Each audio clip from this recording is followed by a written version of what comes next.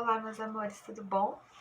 Vou estar aqui gravando mais um vídeo para vocês, para ajudar vocês lá na prova, lá na revisão.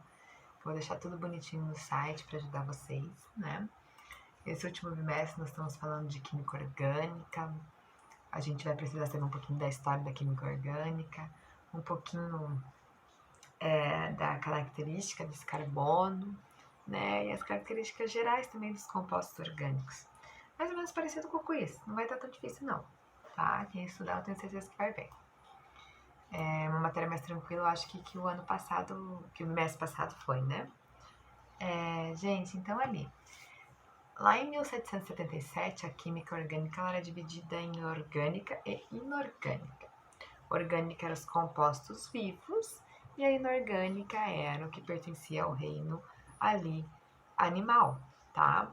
Alguns também colocam como a orgânica de origem animal e vegetal e a inorgânica de origem mineral, tá?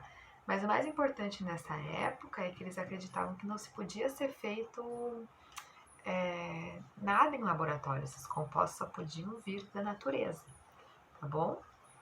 Então, com isso, essa ideia de que só podia vir da natureza, eles criaram essa teoria do vitalismo. Essa teoria do vitalismo, ela diz que toda essa matéria só podia ter origem de algo vivo, ou seja, ter uma força vital, que eles chamavam de vis vitalis. Tá? Quem deu origem a essa teoria foi o John Berzelius, que ele descreveu essa matéria como algo que só podia ser produzido por seres vivos, ou seja, tinha que ter uma força vital para conseguir gerar um composto orgânico. De jeito nenhum você podia fazer algo, sintetizar. Lembrando que síntese quer dizer produção, tá? Só que daí chegou o Friedrich Wöhler lá e ele foi o primeiro cara que produziu uma substância orgânica de uma inorgânica em laboratório, tá? A teoria dele ficou conhecida como a primeira síntese e ele derrubou aquela teoria do vitalismo, que o cara dizia que não podia ter composto orgânico sem ter algo com vida. E o Wöhler não, ele chegou lá e disse que sim, podia, tá aqui ó, fiz, tá, provou, bonitão lá, tá? Então aquela primeira definição lá de química orgânica, ela começou a morrer. Com isso, chegou um outro Friedrich. Lá, esses Friedrich se juntaram praticamente, e só que esse era o Kekulé. E o Kekulé, ele disse que daí a química orgânica, ela passou a ser o ramo que estudava aqueles compostos que tinham carbono. A gente, praticamente tudo nessa vida tem carbono. O carbono, ele se liga a praticamente todos os elementos. Então, a química orgânica estuda tudo isso. Todos esses compostos que têm o carbono são considerados da química orgânica, tá bom? Quando a gente chega nessas características, já que essa química do carbono que a gente está estudando, a gente chega em algumas características desse elemento tão falado, tão importante, que chega a ter uma química específica para ele, para estudar somente ele. O número atômico dele é 6. Ele consegue fazer até 4 ligações, porque ele tem 4 elétrons na camada de valência. Com isso, ele consegue fazer essas ligações que a gente chama de ligações covalentes. Ligações covalentes são aquelas ligações que possuem troca de carbono.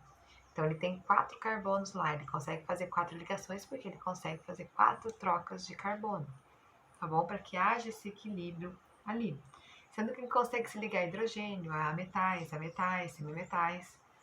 Lembrando que uma das características dele, para ele ser considerado um elemento especial, é que ele se liga a quase todos os elementos, menos os gases nobres. Então, essas 4 ligações que ele consegue fazer, elas podem ser chamadas de simples, dupla ou tripla. Ah, prof, não tem quádrupla. Não, não tem quádrupla. São 4 ligações de 3 tipos. Simples, que é só uma, dupla, que tem 2 risquinhos, e tripla, 3 risquinhos, ou seja, é uma ligação um pouco mais resistente, um pouco mais forte, tá? Aonde há uma troca ali de 3 elétrons. Então, esse átomo, ele tem essa capacidade, esse carbono tem a capacidade de se ligar a outros átomos, formando as cadeias. E essas cadeias elas podem ser curtas ou longas. Curta, pequenininha, ligou só um elemento. Ou longa, se ligando a 10, 12 outros elementos que vão continuando nessa ligação, geralmente com outros carbonos no meio. A gente chama, quando eles fazem essas ligações ali, quando ele tem ligado a apenas um carbono, ele é chamado de carbono primário. Quando ele está ligado a 2, a gente vai chamar ele de carbono secundário. 3, terciário. 4, quaternário. 1, primário. 2, secundário. 3, terciário. Quando a gente liga o carbono, é assim que a gente chama ele. Então, se o meu carbono fez lá 3 ligações, ligado a 3 carbonos, ele vai ser chamado de carbono terciário, tá bom? Os isômeros são aquelas estruturas moleculares, tá? Que possuem uma mesma fórmula molecular, só que a estrutura delas é diferente. Então, elas vão ter lá 2 carbonos, 2 oxigênios, 4 hidrogênios, mas a posição que eles são colocados na estrutura molecular vai originar compostos diferentes, e esses compostos diferentes fazem que surjam elementos não, mas substâncias diferentes. Por isso que a gente chama eles de isômero. Mesma fórmula molecular, mas a estrutura não, é outra, tá? Então, quando a gente fala de carbono, que o carbono é um elemento especial, já que ele tem até uma química orgânica, né? A gente também diz lá, que eu falei para vocês um pouquinho antes, que ele se liga a praticamente todos os elementos, só não se ligando aos gases nobres. Porque vocês lembram lá quando a gente falou dos grupos, os gases nobres são os metidos, são a elite, que não se misturam. Então, eles não se misturam ao carbono. Mas é a única família da tabela que o carbono não se liga, tá? Eles originam uma grande variedade de composto orgânico, lembrando que tudo que é composto orgânico tem carbono. E eles geram essas cadeias, que a gente falou, longas ou curtas, mas podendo ser ramificadas, ou seja, ter ligações para baixo, para cima, para o lado, sendo que muitas vezes cadeias bem compridas. Sobre as aplicações que a gente tem na química, né, galera? A gente pode, aí no nosso dia a dia, a gente tem nosso caderno, a gente tem nosso lápis, a gente tem a roupa que a gente usa, a gente tem a cadeira que a gente senta, a gente pode encontrar na maquiagem que a gente usa, nos plásticos aí que fazem a borracha, o caderno, que mais? O alimento que a gente come no lanche. Então a gente tem esse orgânico, essa química orgânica em muitos lugares. E para fechando aqui, as características gerais dos compostos, né? Nós temos a polaridade, que eles vão ser polares ou apolares. Então, quando eles são polares, eles têm uma carga eletronegativa, e quando eles são apolares, quer dizer que eles não têm essa carga eletronegativa. Os polares, eles geralmente vão se ligar a outros elementos. O apolar, ele já vai se ligar mais ao hidrogênio, tá? Mas lembrando que o polar tem carga eletronegativa e o apolar não tem. A combustibilidade é só pensar em combustível, a capacidade dele ser um bom combustível, dele entrar em queima, entrar em combustão.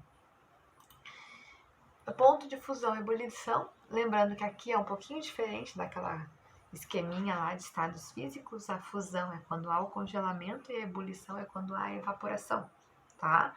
Quando forma vapor. Então, os dois são extremamente baixos do composto orgânico. A gente precisa aquecer bem a água para que ela evapore. A gente precisa ter um nível bem baixo de resfriamento para que congele também. E é isso aí, pessoal. Usem o vídeo, usem a revisão, usem o conteúdo do caderno para vocês estudarem e irem bem para o simulado, para a prova. Tá bom? Um beijo em cada um de vocês. Tchau, tchau.